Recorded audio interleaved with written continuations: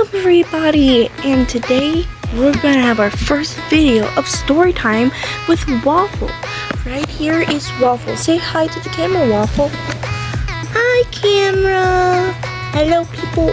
We hope you enjoy our first video.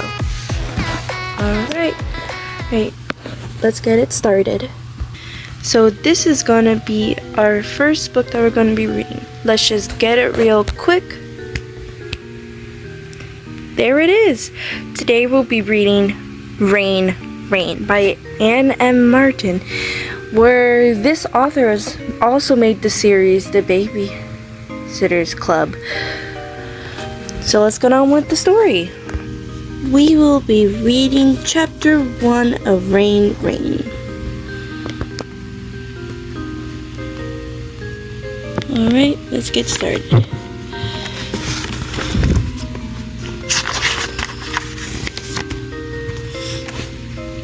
Chapter 1.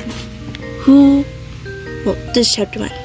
This is part 1 of the story. Who I am. A girl named Rose. Rose. I am Rose Howard, and my first name is a homonym. To be accurate, it is a homophone, which is a word that's pronounced the same as another word, but spelled differently. My homophone name is Rose. Most people say homonym when they mean homophone. My teacher, Miss Kushel, says this is a common mistake. What's the difference between making a mistake and breaking a rule? I want to know. Making a mistake is accidental. Breaking a rule is deliberate. But if I start to say, Miss Kushel rushes on, it's all right to say homonym when they mean homophone. That's called a colloquialism. Breaking has a homonym, I tell her. Breaking. I like homonyms a lot. And I like words, rules, and numbers too. Here is the order in which I like these things. 1. Words, especially homonyms. 2. Rules. 3. Numbers, especially prime numbers. I'm going to tell you a story. It's a true story, which makes this a piece of nonfiction. This is how you tell a story. First, you introduce the main character. I'm writing the story about me, so I am the main character. My first name is a homonym, and I gave my dog a homonym name too. Her name is Rain, which is special because it has 2 homonyms, Rain and Rain. I will write more about Rain in chapter 2. Chapter 2 will be called My Dog Rain, Rain, Rain. Something important about the word right is that it has 3 homonyms, right, right, and right. That's the only group of 4 homonyms I've thought of. If I ever thought of another 4 homonym group, it will be a red letter day. I live with my father, Wesley Howard, and neither of his names has a homonym. From our porch, you can see our front yard and our driveway and our road, which is called Hood Road. Road has 2 homonyms, road and road. On the other side of the road is a little forest, and through the trees you can see the New York Thruway. The word sea has a homonym, sea.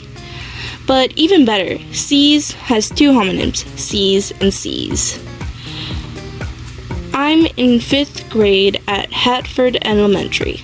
There is only one elementary school in Hartford, New York, and only one 5th grade classroom in the school, and I'm in it. Most of my classmates are 10 years old or about to turn 11. I'm almost 12 because no one is sure what to do with me in school. I've stayed back for 2 semesters, which is a total of 1 year. 1/2 plus 1/2 equals 1. Some of the things I get teased about are following the rules and always talking about homonyms. Miss Liebler, I think that's it, is my aide. and she sits with me in Miss Cushell's room. She sits in an adult-sized chair next to my 5th grade size chair, the rest of her hand on my arm when I blurt something out in the middle of math, or if I whap myself in the head and start to cry. She'll say, "Rose, do we need to step into the hall for a moment?" Miss Liebler tells me that there are things we're talking about besides homonyms and rules and prime numbers. She encourages me to think about conversation starters. Some conversation starters about me that do not have anything to do with homonyms or rules or prime numbers are: I live in a house that faces northeast. After I say that, ask the person I'm trying to have a conversation with, which direction does your house face? Down the road, 0.7 miles from my house, is the J&R garage, where my father sometimes works as a mechanic. And 0.1 miles farther along is a bar called the Luck of the Irish, where my father goes after work. There is nothing between my house and the J&R garage except trees and the road. Tell me some things about your neighborhood. I have an uncle named Weldon, who is my father's younger brother. And who else is in your family? My official diagnosis is high-functioning autism, which some people call Asperger's syndrome. Do you have a diagnosis? I will finish up this part of my introduction by telling you that my mother does not live with my father and me. She ran away from our family when I was 2. Therefore, the people living in my house are my uncle and me. The dog living in my house are my father and me. The dog living in our house is Rain. Sorry. Uncle Weldon lives 3.4 miles away from the other side of Hatford.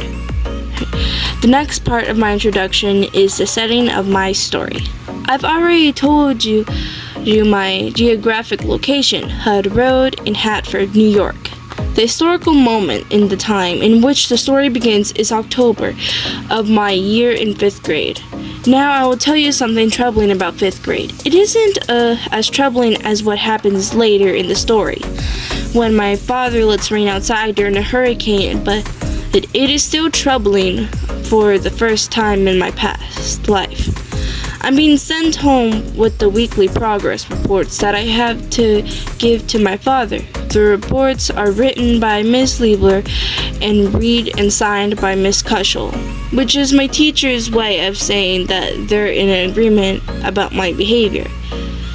The reports list all of my notable behaviors for Monday through Friday. Some of the comments are nice, such as the ones about when I participate appropriately in the classroom discussion, but most of the comments make my father slam the reports onto the table and say, "Rosie, for gosh sakes, keep your mouth closed when you think of a homonym." Or, "Do you see any other kids clapping their hands over their ears and screaming when they hear the fire alarm?" In the last report, Miss Liebler and Miss Cushell asked my father to schedule monthly meetings with them.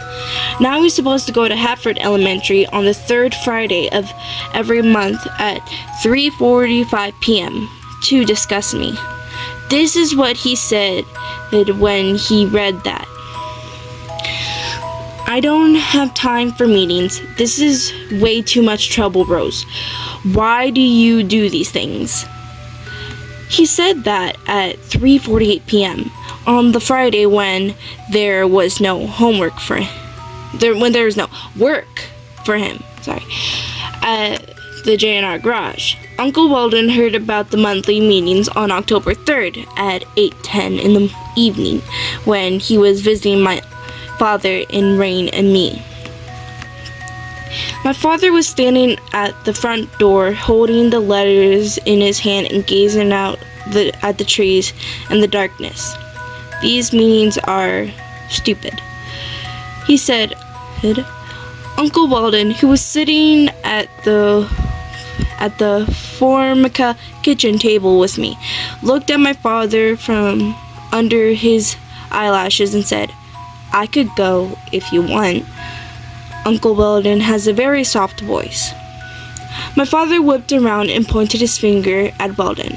"No, Rose is my responsibility. I can take care of things."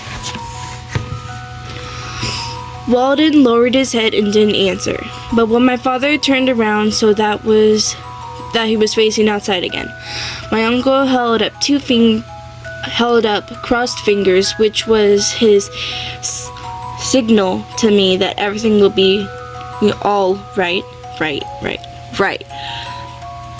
I held up my fingers two, and we each touched our hearts with them.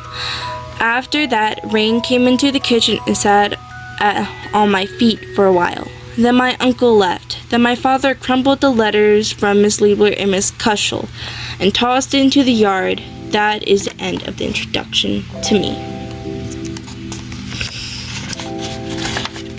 And that is the end of chapter 1.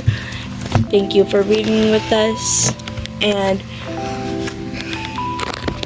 Waffle very enjoys this book. Isn't that right, Waffle? Yes, I really enjoy this book. Please come back when we upload part 2 or chapter 2 of this book. Thank you for watching. Bye!